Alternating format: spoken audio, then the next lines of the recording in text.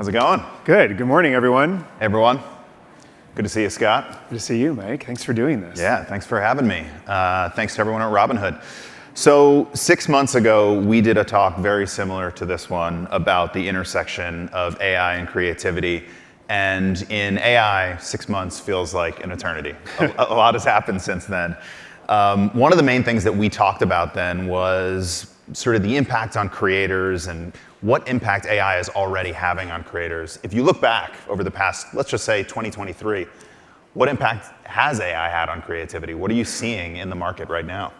Yeah, well, it does feel like every day you need 30 minutes just to catch up on the research from the previous day that came out.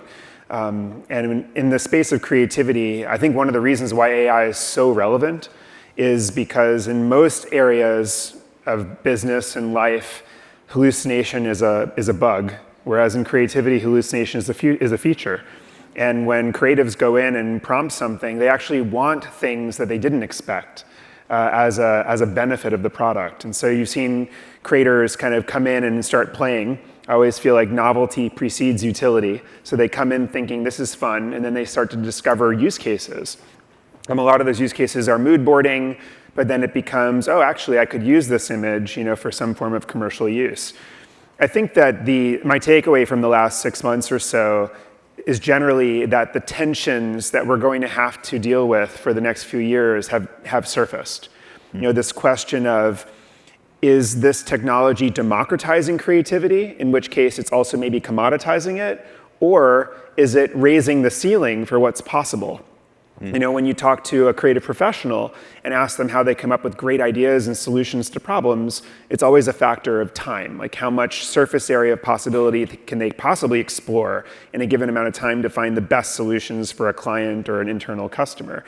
Of course, also it's lowering the floor in the sense that all of us, our peak creativity, may have happened at like 6 years old when everything we did got put on a refrigerator by our parents. And then over time, we started to lose our creative confidence because we were worried about what critics would say or what other skills people had that we didn't have. Now we all have the ability to prompt and generate something, whatever's in our mind's eye. And so there is that democratization. So I think there's tensions like that outcome and where that will land, or the tension between skill versus taste, what's more important. There are a number of tensions, I think, that are now very relevant. This tension around democratization is really interesting. If generative AI is so good that any of us can be hyper creative with, typing just a couple of words into a text box, and you play that forward and you assume that it's going to get better and better and better, in a way, generative AI almost seems like it could be existential for creativity, right? If you imagine the biggest companies in the world having access to this technology and deploying it to create content for customers, does the role of a creator actually become less relevant over time because of AI? Well, I think that my firm answer is the role of the creator will be even more important. And the reason why is because, not just that I'm biased, but every brand is going to start flooding the zone. And I think that this is a term I'm hearing a lot these days, when I talk to folks in journalism or companies that are competing for SEO on Google. And every brand has this opportunity to automatically generate thousands of original posts around any particular topic or objective and flood the zone literally with content. But what ends up happening when anything floods our view is we start to look for things that are unique and different. Like that's just human behavior. And so when you start to see tons of generated images around you, generated by, let's face it, AI is a consensus machine. It's a recycle product that just kind of churns out variations and derivations of a consensus amount of material. You're going to start to be more interested in things that move you. And I think that this is where creatives have an opportunity, right? Is they've always helped brands tell a story. They've always helped brands stand out and do something different. And that is going to be more in demand in this future of flooding the zone as opposed to less.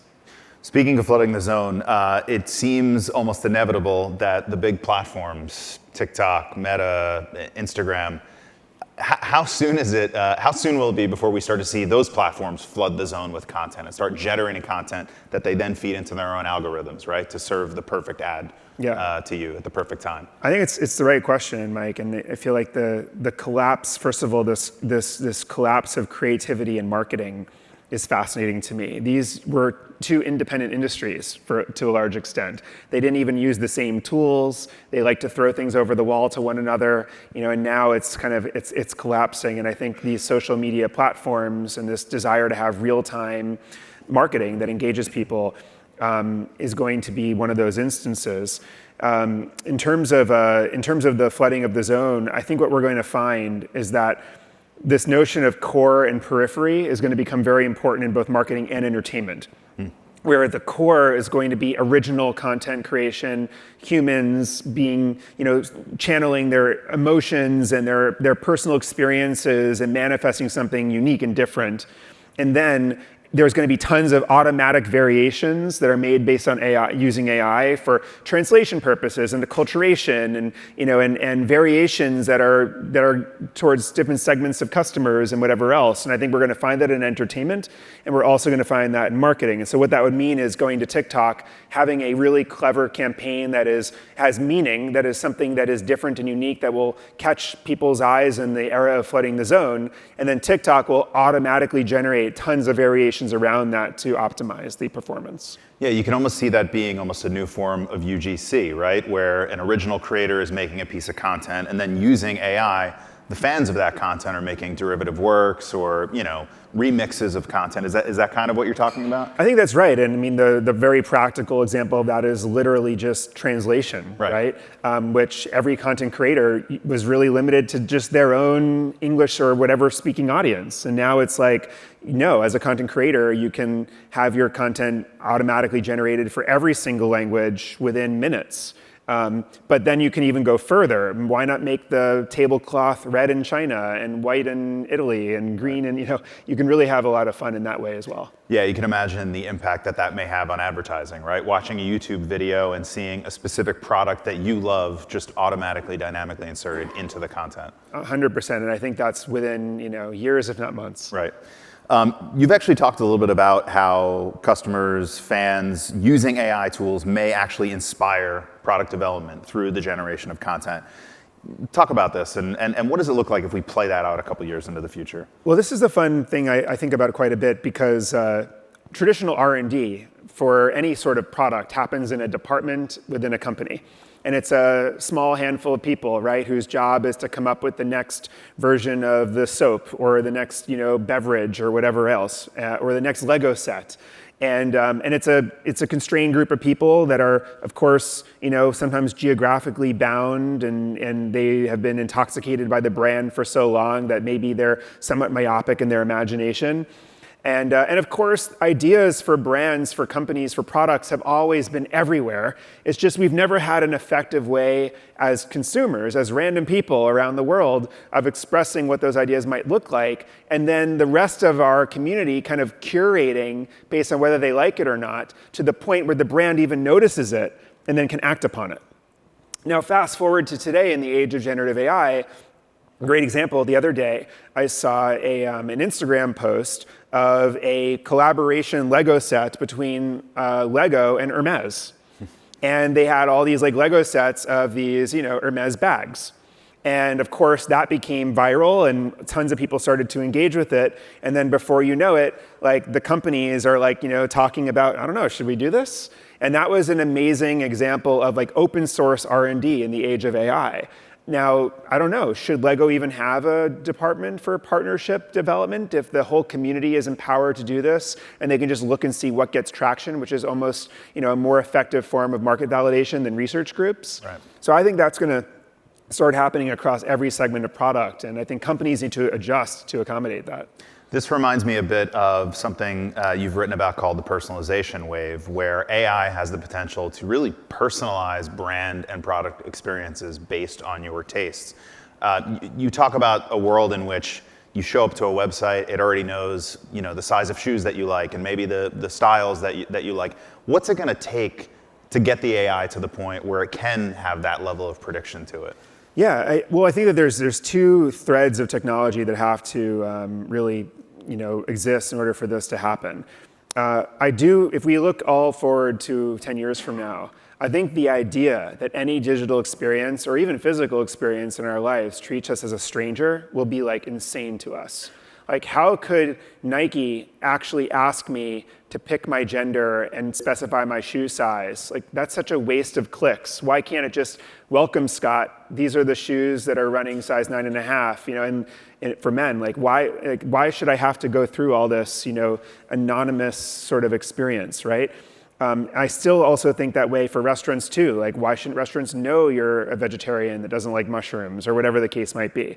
I think that we all want to be treated special. The technology doesn't exist, and also the ability to augment these digital experiences in real time to make us feel like a personalized experience is happening also is not widespread.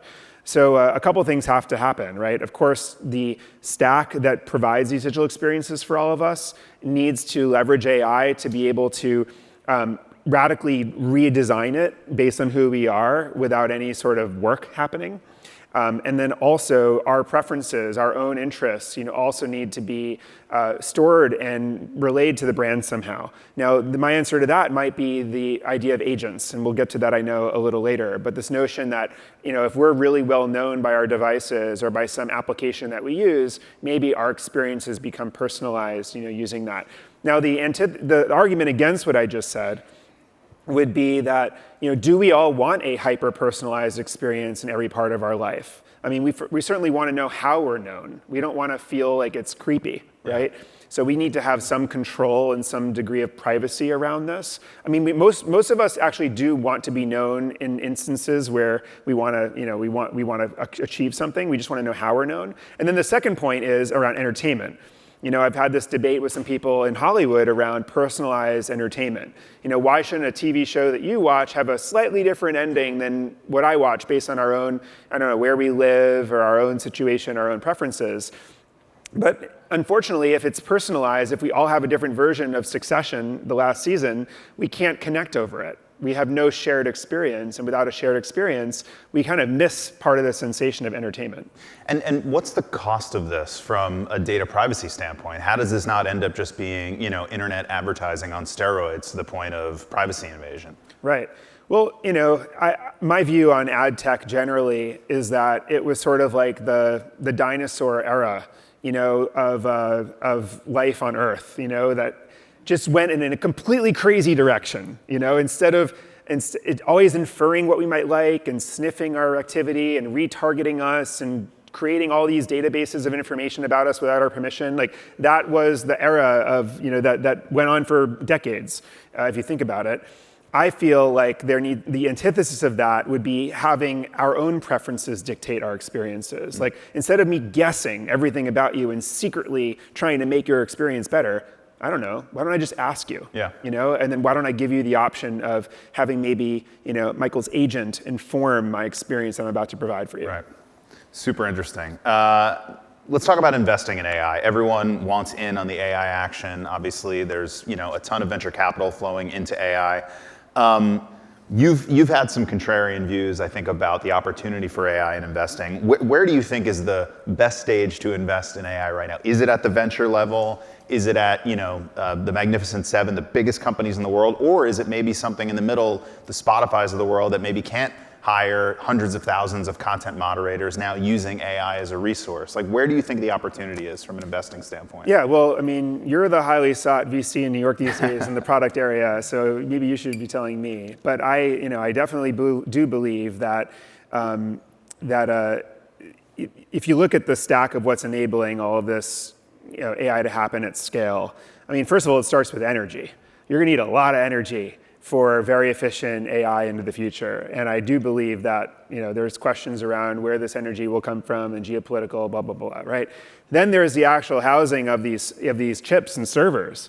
There's this company called Vertiv that's been on fire lately. There's a few companies that outfit the centers to be able to cool and optimize for machine learning at scale. And there's just a shortage of places to do this stuff. Then there's the chips, which everyone knows that story. And then there is, of course, the models that are being built on these chips. And I think that there's a few kind of big LLM companies that are going to ultimately win. And then I think that there are some folks like us building very specialized models for particular areas, like you just saw Firefly in action there. I didn't pay for that cameo, but I appreciated it. And you're going to have like really deeply specialized vertical models for all the different areas of creativity. And so then you have the question is, okay, now what products do people use on top of everything that I just described? And this is where startups, are taking a lot of these capabilities as APIs and building nice veneers or interfaces on top of them. And I think that some companies who have established reach to customers already are just inserting those API endpoints wherever a customer needs a workflow to be achieved with superpowers and being able to do that really quickly, which makes this very different from previous platform shifts where startups ran circles around incumbents. I think now incumbents are like, wait, I can just get these APIs, insert them, and I can have tomorrow a lot of these capabilities where my customers already are, and I can even charge them more for it. So the startups that I would be most interested in now are actually bringing AI to spaces where there actually isn't really great technology yet. You look at the legal area, legal field. You look at government and government efficiency. If you look at government and municipalities, the types of technology that they are using is bulky, cumbersome, and tons of human sort of in-the-loop type stuff happening constantly, whereas AI could just kind of truncate a lot of that quickly. And then maybe on the interface side, if you can come up with an interface that's 10x better than what an incumbent can do, but that means you have to have like exceptional designers. And that's why I actually think designers are sort of the unsung heroes of the era of design. Everyone's talking about the opportunity for AI in the enterprise. And obviously there are a lot of highly capitalized enterprise AI startups. But if you look back on sort of the two biggest success cases of AI startups over the past year, it's really been in consumer. Talking about Midjourney and ChatGPT, which I think is reported to be doing over $1.5 billion in revenue, which is mostly in their consumer product. What is holding AI back from the enterprise? Like, why haven't we seen any truly breakout enterprise AI companies yet? Well, I think that first of all, I think we definitely will. Yeah. I believe that every enterprise right now is having an internal conversation. I know we are at Adobe around how AI refactors the way we work. And if you are a CFO or if you're the general counsel, you're going to your teams and you're saying, hey, like in this area, no more headcount. I want to find a way that you're going to refactor how you work before you add more resources to your work. And and that's going to then stimulate the demand for some of these startups that you're describing. But I also think there's a lot of kind of nervousness in the enterprise around using AI, not knowing how it was trained. And I think that's actually one of the big kind of delays in adoption. I want to talk about that. That's a big topic that we'll talk about in a minute. But before we jump to that, talk a little bit about SMBs. Obviously, startups are leveraging AI, but you've talked a lot about how the potential for AI really may be with SMBs. Small companies of a dozen Yes. people or less leveraging this to get much more leverage than they could from hiring huge teams. Well, I'm so excited about this. And if any enterprises are going to scale down some of their departments and stuff as a result of AI, like it's going to come back in terms of opportunity for employment with more and more and more SMBs scaling like we couldn't believe. And the reason is because if you had a small business or you have a small business, to have an HR department, to have a finance department, to have a marketing department, to hire that data analyst and that marketing person, and that becomes a big business, right? And so SMBs have been inherently constrained by their ability to have these functions operating at scale. Enter AI, where suddenly you can have a financial analyst AI tool that proactively suggests to you as the business owner where you should and shouldn't be spending.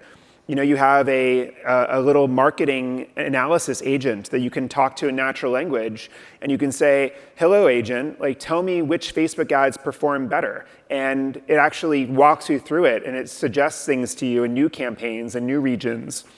And I think that you're seeing across the stack of what makes an SMB operate at a greater scale, you're seeing all kinds of cool AI tools emerge. And so if we fast forward, maybe we'll have 100x or 1,000x more small businesses that actually have some of the superpowers that were previously only accessible by the big enterprise. And that's like super exciting. Do you think we might see, 5-person team worth $1 billion, much in the way? 100%. Yeah. And I actually think that I would say within 5 years, I would not be surprised if there is a 5-person team making north of 100 million in revenue using AI tools to have cross-functional capabilities. Let's get into the IP stuff and the legal risk stuff that you just talked about a second ago. Starting with the training data side. So these large language models, they're trained on, in some cases, the entirety of the internet, every word that's ever been written, including stuff that is copyright protected, right, and owned from an IP standpoint. It's the total Wild West out there. Everyone is doing this. There doesn't really seem to be law preventing it. How is this likely to play out if you fast forward? Yeah, well, this is like the very big, I would call it the billion-dollar question right now, right? Is how are all these regulatory policies and guidelines and laws and also in many different regions. I think when we think about this, we typically think about the US and copyright law. But remember, like if you're a global company or even one of the SMBs I just described that wants to work globally, you are constrained by the lowest common denominator of law anywhere you operate. So if the EU comes out and says, actually, in order to use a certain type of model, it needs to be trained on licensed content, then like everyone sort of has to adhere to that level for commercially viable content. Right now the laws are very ambiguous around, can you scrape the entire internet and create an image model? Can you scrape the entire internet and create a large language model? And also, if you can, well, then what if you conjure up copyrighted material about, Spider-Man or Mickey Mouse or whoever else and use that? Obviously, you can't do that. And so this is what the jury's still out now. But where our bet is a few things. Number one, what we've heard from our customers at Adobe is that they will only use models that are trained on licensed content to create commercially useful assets. So they will not put something in a marketing campaign unless it was trained on a model that is clean. Number one.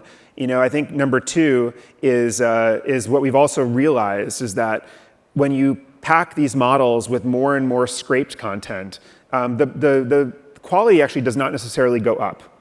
It may know more copyrighted terms than a clean model, but it won't give better outputs. When we launched Firefly, I remember a few people hit it right away and started comparing to Midjourney. And some people obviously put in Spider-Man and said, oh my gosh, like I got a spider that looks like a man. Like what the heck, Firefly? And of course we had to remind them that also is a feature, not a bug. Right. And that's how you can know you can trust this model. So I think that's kind of how this is playing out.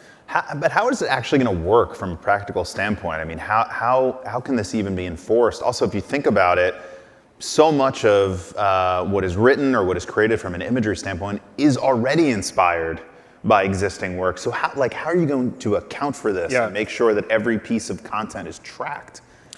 So I think that when it comes to ingestion of content to train a model, we have Adobe stock with 300 million assets. Each one has a building release or a model release, and each one we know the origin of that piece, and we have a license to use it for training. I think that, but if I were to forecast a few years into the future, I think every single piece of content generated with any mainstream AI tool will have content credentials in that asset that says what model was used to train it. And it will be relatively common knowledge which models are commercially viable and safe and which ones are more for like fun but not commercial use.